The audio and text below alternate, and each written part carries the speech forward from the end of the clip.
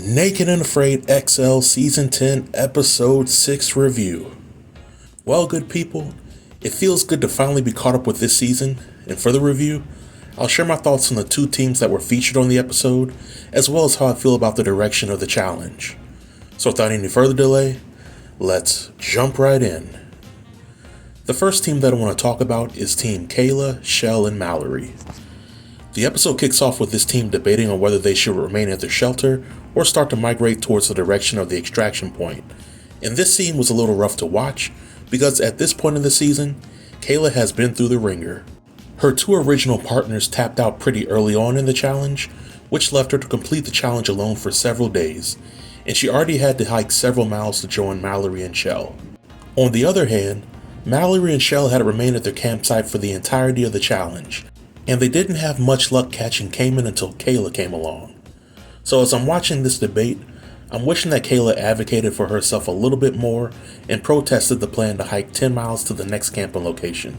Because at the end of the day, some of the people in this XL challenge have proven that they have no shame in thinking about themselves instead of the team. And if we're being honest, Kayla is arguably the most important person on this team. Nevertheless, Shell and Mallory are very vocal about wanting to leave the camp, so Kayla agrees to do so. During their walk to the new campsite, they were able to load up on fruit and they take breaks during their walk, but Kayla becomes ill during their journey. They eventually make it to their new camping location, but the journey took so much out of the team that they didn't have time to finish their shelter or hunt for food on the first night. One particular scene that stuck with me for this episode was hearing Shell acknowledge that she has a different philosophy when it comes to survival. She acknowledges that Kayla and Mallory tend to go full steam when completing their tasks, while Shell moves slow and steady.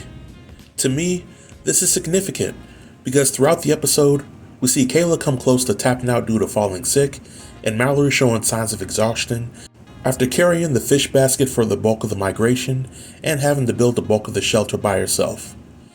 Yet Shell takes it slow and steady, which might be the smart move to make in her eyes, but in doing so, she allows her teammates to tire themselves out while she conserves her own energy. I know that this might be an unpopular opinion, but if I were out there and I had a teammate that wasn't giving it their all, I would view them as a freeloader. And I get it.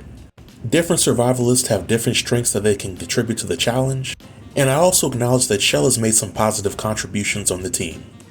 But in my opinion, work ethic is something that you either have or you don't, and in a challenge like this, it's all hands on deck, and it's best that everybody carry their own weight and help others when needed. Now, I still believe that this team is pretty solid, and that they're in the best shape to make it to the end of the challenge.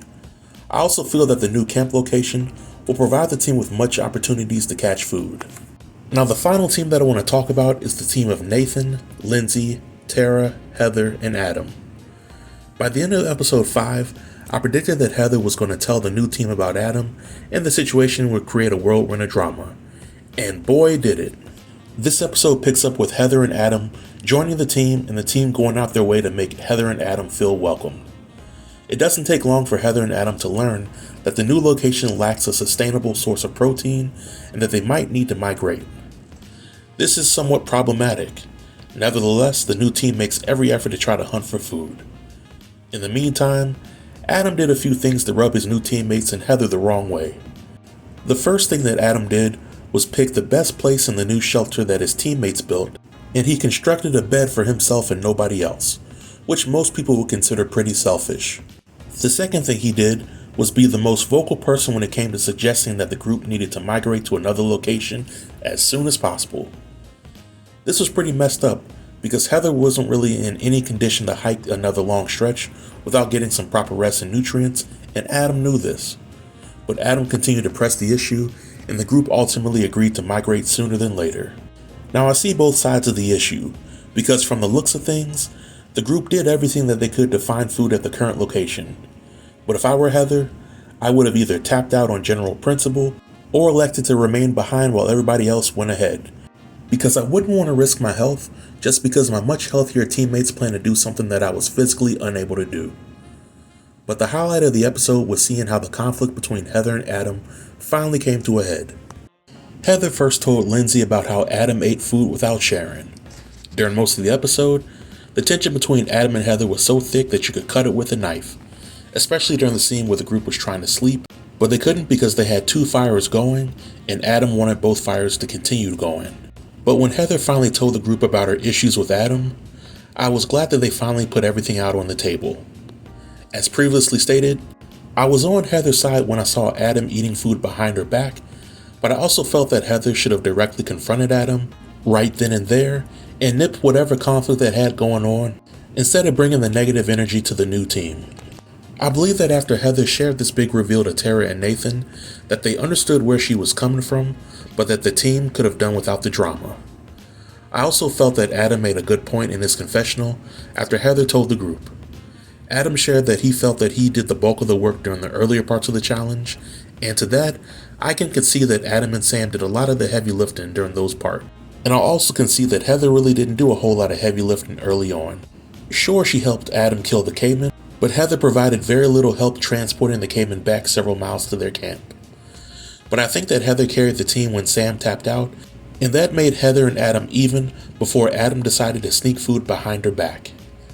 Now the episode ends with Heather making a speech to the group about how hard the challenge is, but I doubt that she will tap out this close to the new camping spot. It looks like the group is migrating to the same area that Shell, Mallory, and Kayla are currently in, and I think that the two teams will combine into one big team or the next episode.